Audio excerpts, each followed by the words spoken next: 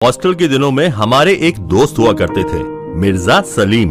एक बार मैंने उनसे पूछा, मिर्जा, इश्क के बारे में तुम्हारी क्या राय है?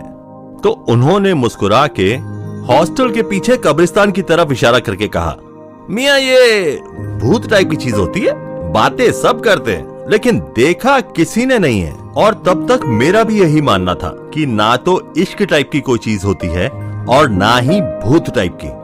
लेकिन शादी के बाद मेरा यकीन इश्क पे जरूर हो गया था, क्योंकि मुझे सचमुच बहुत प्यारी बीवी मिली जो मुझे बहुत ज्यादा प्यार करती थी। लेकिन भूत पर मेरा यकीन अब भी वैसा ही था जैसा मिर्जा ने कहा था कि मियां भूत वूत कुछ नहीं होते यार। लेकिन मेरी लाइफ का एक वो एक्सपीरियंस ऐसा था कि मुझे भी ये यकीन होने लगा था कि शायद भूत होते हैं। बात बीती गर्मियों की है। मैं काफी दिनों के बाद अपनी मिसेस के साथ उनके मायके यानी अपने ससुराल गया था। हमारे देश की तमाम रवायतों में से एक रवायत ये भी है कि लड़का चाहे चिमरखी टाइप हो, लेकिन उसको जो ससुराल में ट्रीटमेंट है वो किसी छोटी मोटी रियासत के सुल्तान जैसा मिलता है। सो हमें भी वही ट्रीटमेंट मिल रहा था। हमारी सासू माँ, हमारे केमिस्ट्री ऑनर्स कर रहे साले साहब नरेंद्र, हमारी साली साहिबा स्वीटी, सब हमारी खातिरदारी में लगे हुए थे। अभी तक चाय के 2 राउंड चल चुके थे। बहुत दिनों के बाद मिले थे, इसीलिए बातें भी बहुत थी करने के लिए। हमारे ससुर साहब जो आर्मी के रिटायर्ड सूबेदार थे, बड़े किस्साबू टाइप के आदमी थे। हर बात के ऊपर उनके पास एक किस्सा होता था। आप उनसे कुछ भी बात कर लीजिए। 1973 में जब मैं फला जगह पर था तब ऐसा ही हुआ था मेरे साथ। हर बात उनकी ऐसे ही स्टार्ट होती थी। खैर, काफी देर तक गपशप और बतौलेबाजी का दौर चला और ये सब बातचीत चली रही थी कि किचन से कुछ बर्तन गिरने की आवाज आई। सासू माँ जोर से चिल्लाई, बिल्ली बिल्ली, और वो किचन की तरफ दौड़ी। लेकिन कुछ ही देर के बाद वो वापस आई और उनके चेहरे पर एक अजीब सा डर था। मिसेस ने पूछा, क्या हुआ माँ? पहले तो उन्होंने कोई जवाब नहीं दिया। मिसेस के दोबारा पूछने पर उन्होंने कुछ नहीं ये कहकर डाल दिया और वह दूसरे रूम में चली गई। मुझे बड़ा अजीब सा लगा तो मैंने इशारे से अपने ससुर से पूछा। पहले तो उन्होंने भी इस बात को काफी टालना चाहा, लेकिन मेरे कई बार पूछने और काफी जोर देने के बाद आखिर वो बोल ही दिए। अरे यार, वो पिछले कई हफ्तों से घर में एक अजीब सी घटना हो रही है। किचन के बर्तन अपने आप गिर जाते हैं और वो बगल वाले पंडित जी बोल रहे थे कि कोई ऊपरी शक्ति का साया लगता है, तो हवन या पूजा पाठ वगैरह करवा लो। अब वैसे मैं इन सब बातों को नहीं मानता, लेकिन बात है 1971 की, जब भारत और पाकिस्तान के बीच में युद्ध हो रहा था।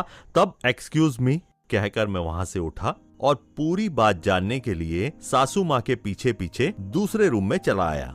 अब मैं ये जानना चाहता था कि आखिर ये माजरा है क्या। सासू माँ के चेहरे पर खौफ था। अब मेरे उनसे बहुत पूछने पर उन्होंने मुझे पूरी बात विस्तार से बताई। अब उनकी पूरी बात सुनकर मैंने बहुत जोर से ठहाका लगाया और कहा, बस इतनी सी बात? अरे सासू माँ, ये सब आपका वहम है। वैसे भी घर इतना पुराना हो गया है और ऊपर से किचन के रोशनदान देखिए, वो इतने बड़े बड़े हैं, वहाँ से इतनी तेज हवा का झोंका आता होगा जिसकी वजह से बर्तन गिर जाते होंगे, या तो फिर जो बर्तन रखने का रैक है वो लूज हो गया होगा। अरे आप चिंता मत कीजिए, कल मैं एक बार देख लूंगा और उसे टाइट कर दूंगा। अब शायद मेरी ये सब बातें सुनकर मेरी सासू माँ को थोड़ा इत्मीनान हुआ और मैं किसी एक समझदार इंसान की तरह वापस बाहर आंगन में आया और आकर वहाँ पर बैठ गया। शाम ढलने लगी थी, इसीलिए सोचा कि बाहर चौराहे तक थोड़ा घूम आता हूँ। अब बड़े शहरों की बंद आबो हवा के बाद ये कस्बाई हवा का खुलापन रोज रोज कहाँ मिलता है। चौराहे से बाईं तरफ की सड़क पर मैं घूम ही रहा था कि मेरी नजर वहाँ के एक पुराने चौकीदार पर पड़ी। क्या भाई गोपाल? मैंने उसे आवाज लगाई तो वो दौड़ा दौड़ा मेरी तरफ आया। अरे बाबूजी, आप कब आए? इस बार बहुत दिनों के बाद दिखे। अरे हाँ यार, थोड़ा बिजी चल रहा था। और तुम बताओ कैसे हो? बड़े कमजोर दिख रहे हो। अरे कुछ खाया पिया करो। और ये इतने सारे तावीज क्यों बांध रखे? मैंने पूछा तो बोला, बाबूजी वो ये हिफाजत के लिए हैं और रात को यहाँ से आना जाना पड़ता है ना, तो इसीलिए बांध रखे हैं। अरे लेकिन पहले तो नहीं बांधे थे तुमने इतने तावीज? मेरा ये सवाल सुन के गोपाल कुछ खामोश सा हो गया। उसके चेहरे पे खौफ था। फिर उसने जो मुझे बताया वो सुनकर तो मेरे भी कुछ कुछ रोए खड़े हो गए। चौकीदार ने मुझसे कहा, साहब, मोहल्ले में कुछ दिनों से ऊपरी साया छाया हुआ है। अजीब अजीब सी आहटें सुनाई देती हैं और वो नुक्कड़ पे जो पुराना कुआं है ना, उसका पानी तो पूरा लाल हो गया है। अरे हम ये पीर बाबा की मजार से तावीज लाए हैं, सुना है भूत प्रेत इससे डरते हैं। हवा तो मेरी भी टाइट हो गई थी, मेरे भी चेहरे से हवाइयां उड़ने लगी थी, लेकिन मैंने अपने आप को संभाला और एक्टिंग करते हुए हंसते हुए कहा अरे भैया कुछ नहीं होते ये भूत प्रेत, दुनिया पता है कहां चांद तक पहुंच गई और तुम अब भी वहीं अटके हो, वही पुरानी तकियानुसी भूत प्रेत की बातों में। हद है। मेरी बातों को ध्यान से सुनकर वो हैरान होकर बोला, दुनिया चांद को छूने लगी? कैसे? कब? मैंने झुंझला कर कहा, अरे मेरा मतलब है दुनिया ने तरक्की कर ली है। अब खैर ठीक है, मैं चलता हूं, मुझे देर हो रही है। और मैं पलट के जाने लगा, लेकिन तभी मैंने गौर किया कि बातों बातों में काफी देर हो चुकी थी और अब अंधेरा हो चुका था और यहां से घर तक का रास्ता बिल्कुल सुनसान था। गोपाल, मैंने पलट के आवाज दी, चाय पियोगे? चलो घर चलो, चाय पिलाता हूं। बहुत दिनों के बाद मिले हो, चलो रास्ते में बातें भी हो जाएंगी। घर जाके मैंने चौकीदार गोपाल को चाय पिलवाई और फिर उससे कहा, तुम चले जाओगे ना, डरोगे तो नहीं? कहो तो मैं छोड़ाऊं? वो बेचारा क्या करता, मन ही मन मुझे कोसता हुआ वापस लौट गया। नहीं साहब, बड़ी मेहरबानी आपकी, रहने दीजिए, हम चले जाएंगे। तभी मेरे साले साहब नरेंद्र ने कहा, लगता है गोपाल ने आपको सब बता दिया, आप डरे तो नहीं ना? अब मैंने उस पे हंसते हुए जवाब दिया, अरे नरेंद्र केमिस्ट्री ऑनर्स कर रहा है, साइंस का स्टूडेंट है और साइंस का स्टूडेंट होके तो ऐसी बातें करता है, हा?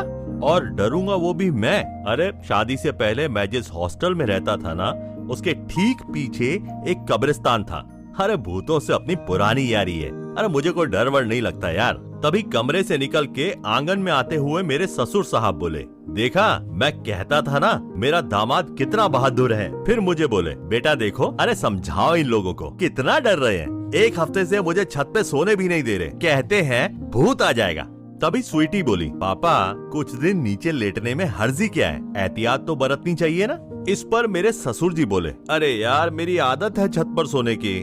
दामाद जी एक काम करो, आज रात को आप छत पे सो जाओ, जिससे इन लोगों को ये यकीन हो जाएगा कि कोई भूत वूत नहीं है, क्या कहते हो? मेरे पैर कांपने लगे। ठीक है, मैं लेट जाऊंगा ऊपर, उसमें क्या। हाँ तो दामाद जी का बिस्तर ऊपर लगा दो भाई। मुझे काटो तो खून नहीं। उस समय मुझे अपने ससुर के ऊपर बहुत गुस्सा आ रहा था, लेकिन मैं मुस्कुरा रहा था।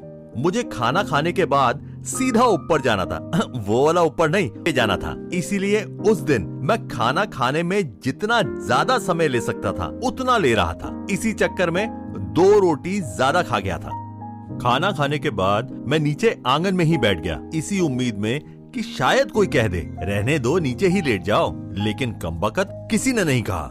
ऊपर आपका बिस्तर लगा दिया है और बिस्तर के पास ही पानी की बोतल भी रखी है, जरा संभाल के। हाँ, मिसेज ने ये आंख मारकर कहा तो मैं बस दांत किटकिटा के ही रह गया।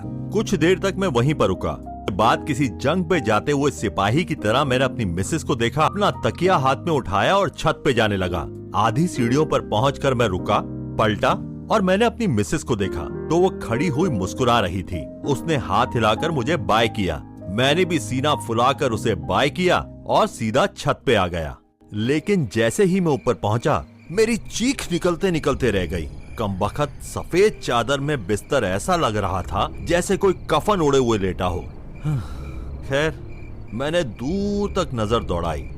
खूब अंधेरा, झिंगुर की आवाज, झड़े हुए पेड़, टहनियों के बीच में से झांकता हुआ चांद और दूर कहीं कुत्तों के रोने की आवाज। मेरा गला सूखने लगा। मैंने पानी की बोतल उठाई, 2 घूंट पानी पिए और बिस्तर पर लेट गया।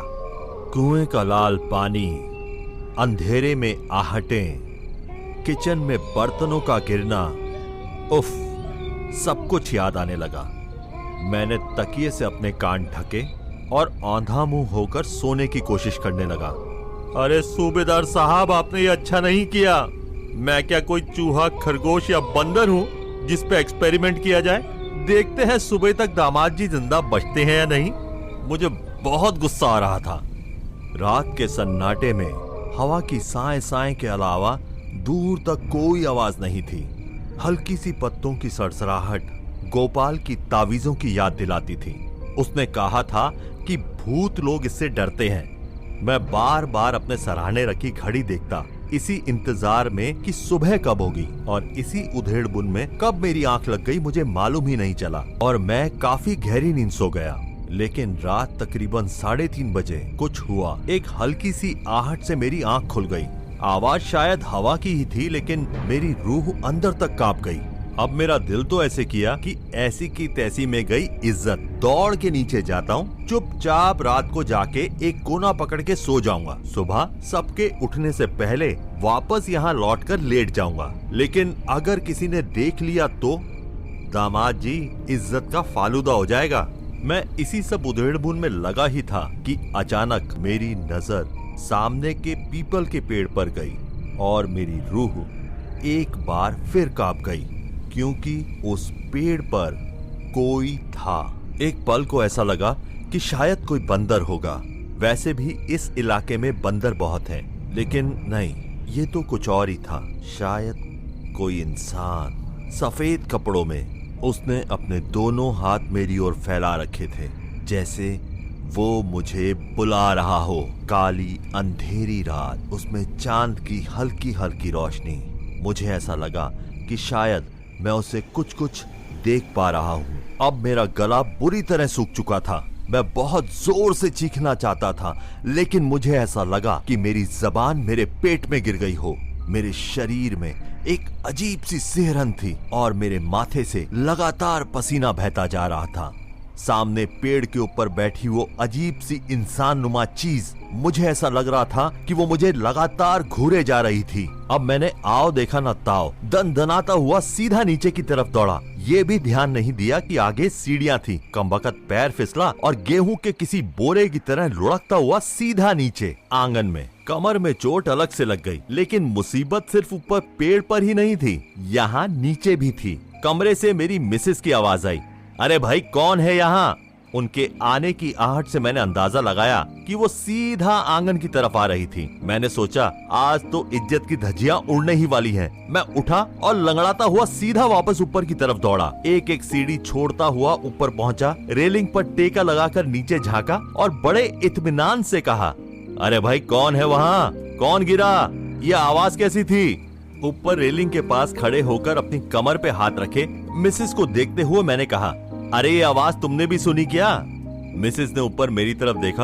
हाँ, आवाज तो थी। लगता है कोई बंदर वंदर होगा, बाहर से आई होगी। आप सो जाइए जाके। ये कहते हुए मुझे बुरा तो लगा, लेकिन कहना पड़ा कि हाँ शायद कोई बंदर ही होगा। लेकिन अच्छी बात ये थी कि जब मैंने बड़ी हिम्मत जुटा के वापस पीपल के पेड़ की तरफ देखा तो वहां अब कोई नहीं था। मैंने गहरी सांस ली और वापस छत पे अपने बिस्तर के पास आ गया। अब नींद तो खैर क्या आनी थी, एक तो दिल अभी तक धक धक कर रहा था और ऊपर से कमर में अच्छी खासी चोट लगी थी। पूरी रात कैसे गुजरी ये फिर कभी बताऊंगा। बहरहाल सुबह हो गई और मैं नीचे आ गया। मुंह में ब्रश दबाए हुए मेरे ससुर साहब बोले, देखा कुछ हुआ? अरे कुछ नहीं हुआ, फालतू में घबराते हैं ये लोग। मैंने लंगड़ाते लंगड़ाते चलते हुए कहा, हाँ कुछ नहीं, सब ठीक है, कुछ नहीं हुआ। अरे क्या हुआ कमर को? किचन में नाश्ता बनाते हुए हमारी मिसेस ने आवाज लगाई। अरे कुछ नहीं, वो बहुत दिनों के बाद छत पर सोया था ना, इसीलिए शायद कमर थोड़ी अकड़ गई। मेरे ससुर साहब फौरन बोले, होता है, कभी कभी होता है। 1976 में जब मैं वॉर पे था तब मेरी भी कमर एक बार अकड़ गई थी। वो हुआ यूं कि उनकी बात को अनसुना करके मैं बाहर आंगन में आ गया। अरे भाड़ में गया 1976, यहाँ चोट लग गई और इनको किस्सा कोई सूझ रही है। रात का वो वाक्या भुलाए नहीं भूल रहा था। वो भूत था, जिन्न था, ना जाने क्या बला थी वो। लेकिन मैंने ये डिसाइड कर लिया था कि आज शाम होते होते मैं यहाँ से वापस निकल जाऊंगा। रात का वो मंजर बार बार मेरी आंखों के सामने घूम रहा था और जब भी वो मंजर मेरी आंखों के सामने आता तो मेरे शरीर में एक अजीब सी झुंझुनी दौड़ जाती। ये सब बात मैं किसी से कह भी नहीं सकता था। बहरहाल कमर का दर्द बढ़ता जा रहा था तो मैं जाके पास के मेडिकल स्टोर से दवा ले आया। मैं दवा लेके लौट ही रहा था कि अचानक मेरी नजर चौकीदार गोपाल पर पड़ी। मैं लंगड़ाते हुए तेज कदमों से उसके पीछे हो लिया। अरे गोपाल, सुनो तो। जी साहब, नमस्कार, कहिए। अरे साहब, क्या हुआ आपकी कमर को? अरे कुछ नहीं यार, वो थोड़ी सी अकड़ गई। अच्छा सुनो, वो छोड़ो, तुम मुझे बताओ, उस दिन तुम वो क्या कह रहे थे? कुछ साया वगैरह है इस मोहल्ले में, और वो तावीज के बारे में। क्या तुम मुझे एक वो तावीज दिलवा सकते हो?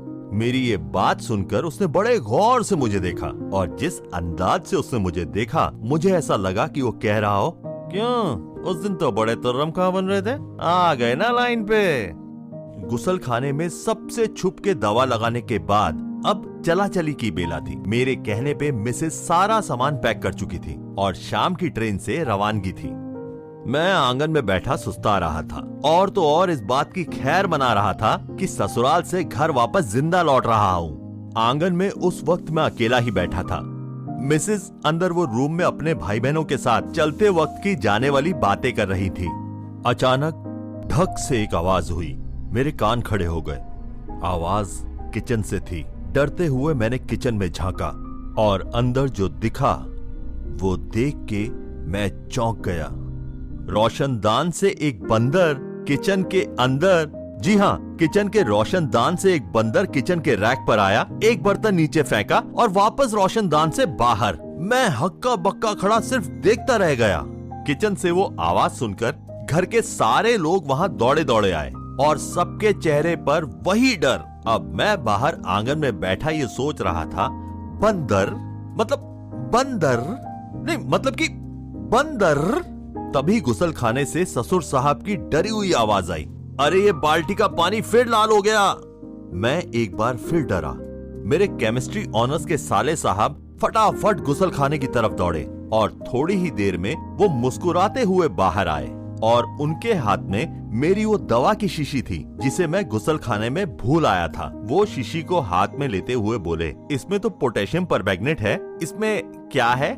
ससुर साहब लुंगी कसते हुए बोले, इसे लाल दवा कहते हैं पापा, साफ सफाई के काम आती है। जब कुएं का पानी गंदा हो जाता है तो सरकार इसे कुएं में डालती है, ये चोट वोट पे लगाने के भी काम आती है। सब लोग और डर गए। नरेंद्र की ये बात सुन के अब मेरी समझ में आ चुका था कि बेटा, नुक्कड़ के कुएं का पानी लाल क्यों हो जाता था, तो बेटा ये बात थी। लेकिन एक सवाल का जवाब मिलना अब भी बाकी था कि वो रात को पेड़ पे कौन था। जानने के लिए मैंने खुद पेड़ के पास जाने का फैसला किया। मैं घर से बाहर निकल के पेड़ के पास आया और गर्दन ऊपर उठाकर उसकी शाखाओं को घूरने लगा। तभी मैंने देखा कि एक शाख पे भूत लहरा रहा था। जी हाँ, जिसे मैं भूत समझ रहा था, दरअसल वो तो बगल वाले पंडित जी की धोती थी। फिर मैं वहां काफी देर तक खड़ा हुआ हंसता रहा, अपनी खुद की बेवकूफी और बाकी लोगों की नादानी पे। फिर मैंने काफी अच्छी एक्टिंग करते हुए घर में एंट्री ली, बिल्कुल संजीदा। देखा, अभी भी सब लोग वहीं पे बैठे थे, बिल्कुल चुपचाप। मैंने अपने ससुर और बाकी लोगों को सुनाते हुए अपनी मिसेस से कहा, सुनो, देखो अभी ये मेरा जाना तो जरूरी है, लेकिन अब यहाँ पे ये भूत वूत का चक्कर है, और ऐसे मुश्किल टाइम पे तुम्हारे पापा मम्मी को छोड़कर जाना अच्छा नहीं लगता। आखिर मेरा भी कोई फर्ज है, तो मैंने ये डिसाइड किया है कि कुछ दिन और मैं यहाँ पे रहूंगा। और हाँ, किसी को खतरा लेने की जरूरत नहीं है, छत पे डेली मैं ही जाके सोऊंगा। देखता हूं मैं कौन सा भूत वूत आता है।